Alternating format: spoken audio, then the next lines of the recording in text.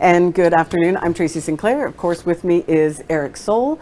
He is our director of photography here. And this is really Eric's week. He took on the task of looking at this week in history. And I'm just here kind of pushing buttons and making sure it all goes well technically and adding a little bit of insight, but not terribly much, because you've got it all this week. Well, it was fun going through and picking out stories. I know. We love doing this. It's so much fun. So today's, for us, right now is the 28th. So happy Seward's Founders Day. Yay! It was not to be confused with Seward's Day, which commemorates the purchase of Alaska. Seward's Founders Day was when the Santa Ana landed in Seward in 1908 on this day to drop off 200 passengers to start the railroad. So that was where the nugget of Seward came from, was today, with 200 people dropped off in nowhere, Alaska. Interesting. To build a railroad. And so if you go to our website, under our road tripping series this year, one of the things that we did was we went on a tour of Seward through Jonah Swiderski was our tour guide down there, and he's lived there most of his life since he was a child, and he talks a lot about how the railroad influenced so much of Seward because of how the streets are laid out, and even talking about the tank farms that they created for fuel for the tanks and for all of this, and how that actually had a huge impact after the '64 earthquake because those tank farms became ruptured and then caught on fire, and then that tsunami pushed the fire into the city, so it was like this triple whammy for the earthquake. So I'm showing you that webpage. It is a great story, it's a lot of fun, and it is a really good tour down in Seward if you by chance happen to be headed that direction. I'm going to say check it out because it was really interesting. If you've never been to Seward, you want to go to Seward. Yeah, it is a good place. And one of the first places he takes us to when he does that tour is the memorial to Benny Benson. Yes. And talking about the Alaska flag and the young boy that created it. So it's a really good, interesting tour. So I highly recommend you doing that. And when you're driving down to Seward, have you seen belugas and Turnagain Arm? Yes, but only when people point them out to me. I'm not very good at actually spotting them myself. It seems like August is like the big month for belugas. People are already seeing like large groups of belugas out there, but historically it's also the month where we get these groundings of belugas in the arm there. So we've had belugas grounded in like 2000, in 2003, in 1996 there was a pod of 60 belugas that got grounded near Bird Point. And so Jason Moore and I went out and we did a package on that grounding. And we have that package here. This is how we told that story back in 1996. A rare situation out here. Passing motorists on the Seward Highway. 12, 13, 14, something like that. Gathered at Bird Point on Turnagain Arm. What I'm seeing now is like 11 of them in a row. I count 11. I don't know how big they are because they're laying diagonal. Looking at beluga whales stuck in the sand. I've never seen anything like this before in my life. I just wish I could get a close-up view of them. 60 belugas got caught on a sandbar about a mile offshore. You know, no telling. They could have been chased by orcas and shoved up on a bar. Maybe they're just stupid. Biologists are concerned because the whales are vulnerable to dehydration and overheating. These whales are not the only ones to be victimized by the Turnagain tides. Every few years, belugas and other even larger whales find themselves stuck on the sand.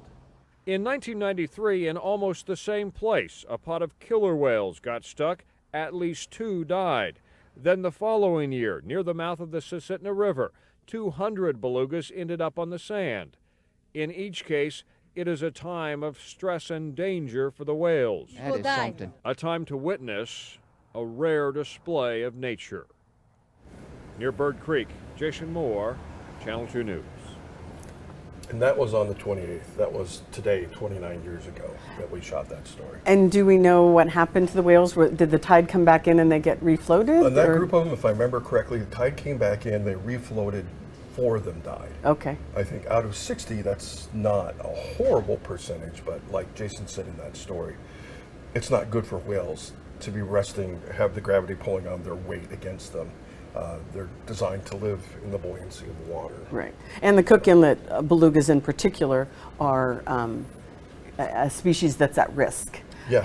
And so I know they focus more on those. It is intriguing to see large groups of them. Yeah. Like that. That was fascinating. Yeah. Okay, next up on your list. August 26, 1958, the voters approved the Alaska state, in the state primary election, they approved the Statehood Enabling Act, which is basically them saying, yeah, I think we should be a state. Huh.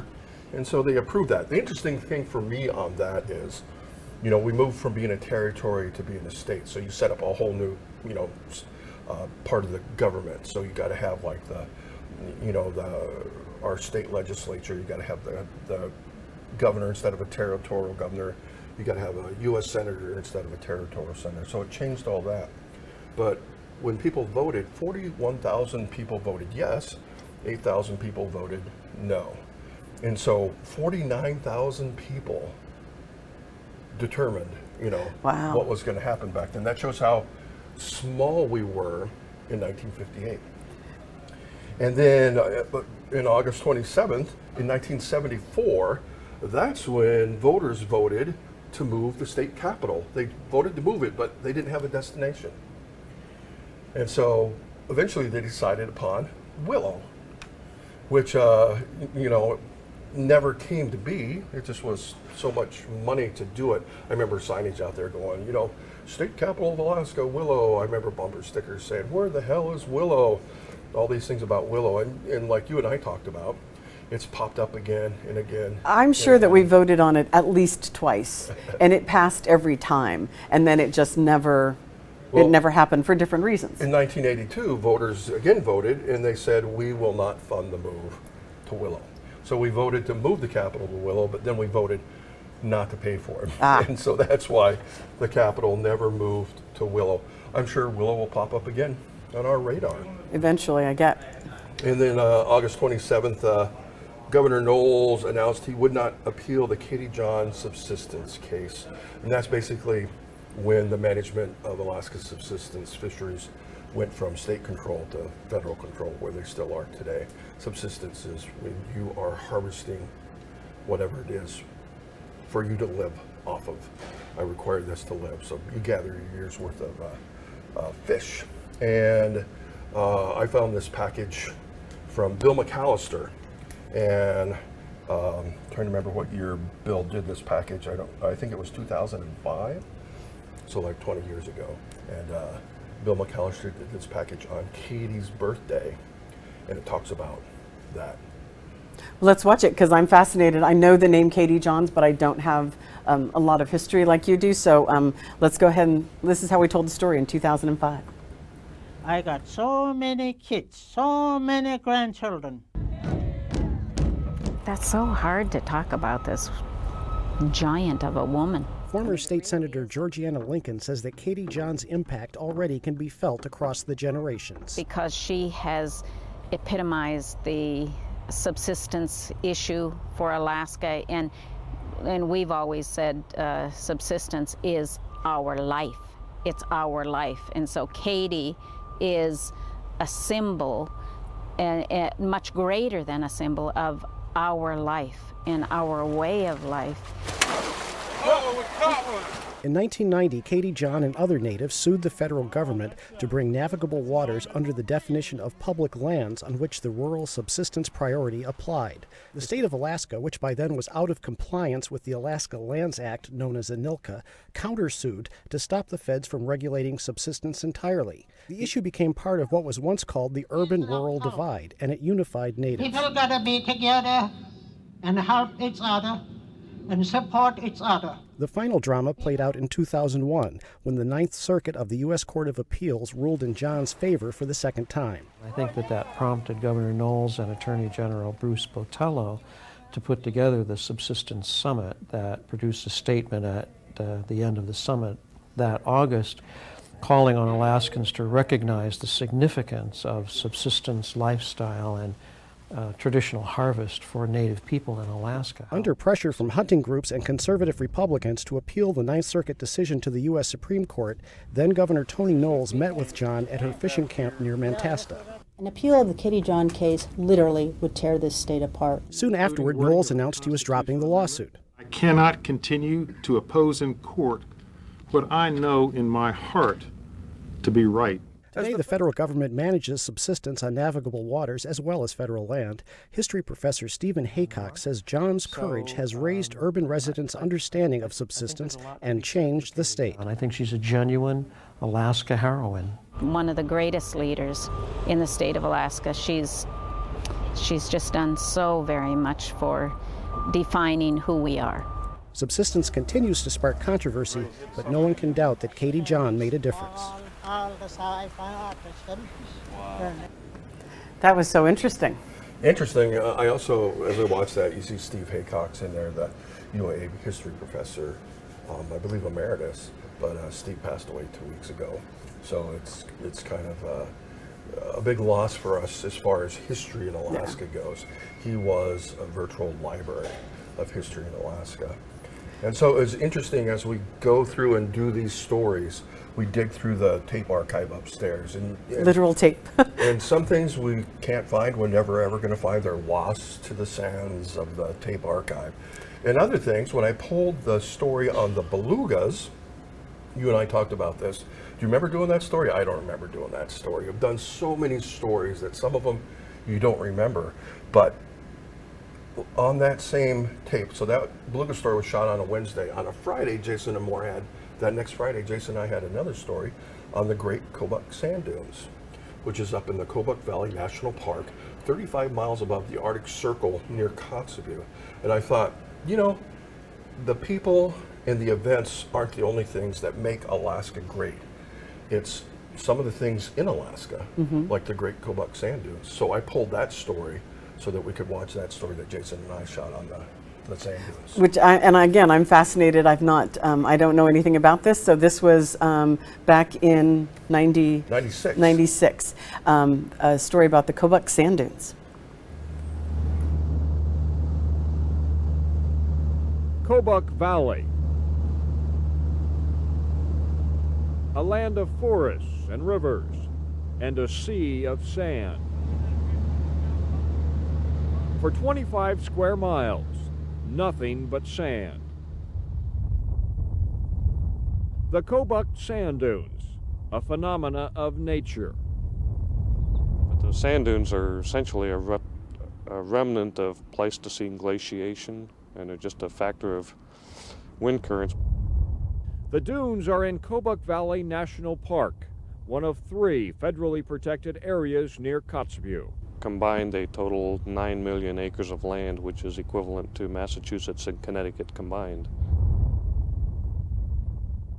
Visitors to the Kobuk Sand Dunes are rare.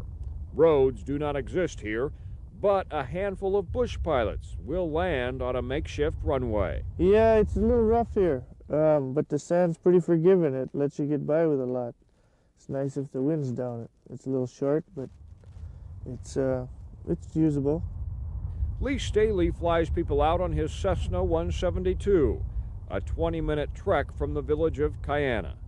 Somebody got a fascination. I don't know if they saw it in National Geographic or what, but they want to see it, walk on it, hike around. There's not much else to do. If you spend the night, you get a mouthful of sand usually, but The sand actually stretches 300 square miles. Most is covered with vegetation. The exposed dunes lie at the mercy of shifting winds. The dunes are moving slowly in geological time. On one side, devouring trees and tundra. On the other, revealing land covered centuries before. Footprints vanish. The wilderness lies virtually untouched. A marvel of nature, a sea of sand in the Arctic. Near Kotzebue, Jason Moore, Channel 2 News. That is amazing. I didn't know that that existed. This is one of those stories, I got a whole bunch of them that I just keep in my pocket that I want to do. And so Jason and I were heading up to Kotzebue for something. And I said, let's get one more day and let's go out to the dunes and shoot the dunes out there. And we flew out there, and so you're paying for a pilot to fly you there, and then you're paying him to stand by. So we shot that story literally in about 30 minutes so that we could get back on that plane and fly back out again. So it didn't cost us a lot of money. Wow. And so if you don't fly there, you can get there by river, but then it's like a 2-mile hike through all that scrubby brush to get there. And it's a difficult 2-mile hike, but standing there, it's like standing in the middle of the Sahara Desert. It's, you know, it's crazy. It's spectacular. Yeah, that's amazing. Ted Stevens. Our final one. Ted Stevens. So he was appointed U.S. District Attorney in Fairbanks, August 31st, 1953, his first government job in Alaska. That kind of started it all.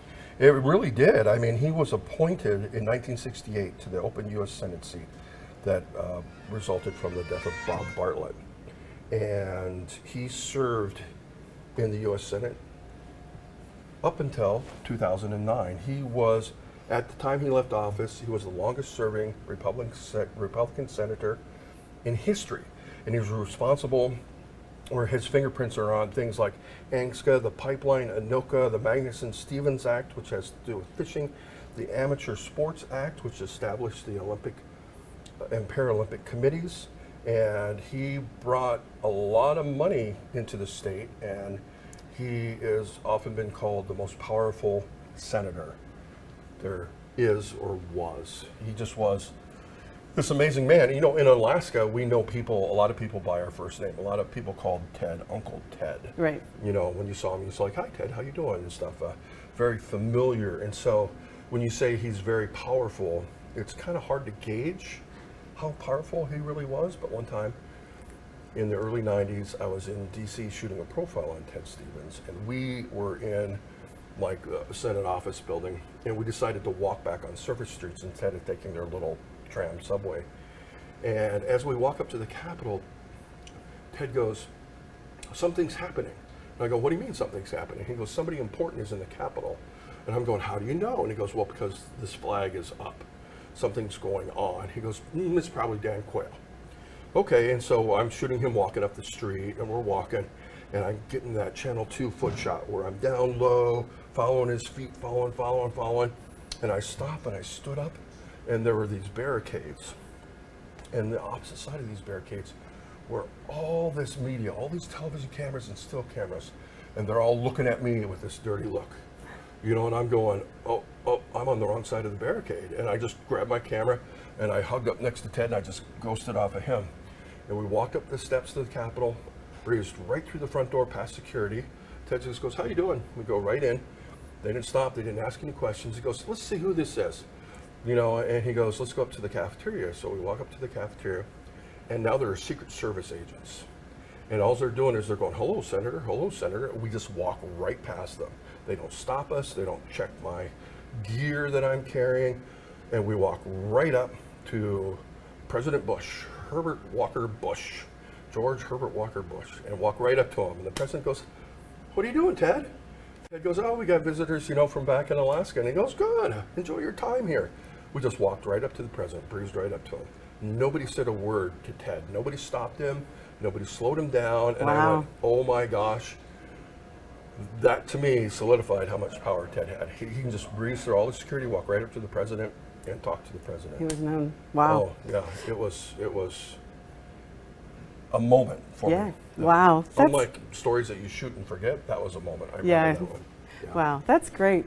Love that Eric has all these personal stories as well that he can tell us about actual history here in Alaska, because some of us have been here long enough that we actually witnessed a lot of the history. But we're doing this every week all the way through July 4th. This is part of our company-wide We the People campaign, and we've chosen to celebrate and highlight Alaska's history all the way through the July 4th for the 250th anniversary of the United States. So thank you so much for joining us on this Week in Alaska History.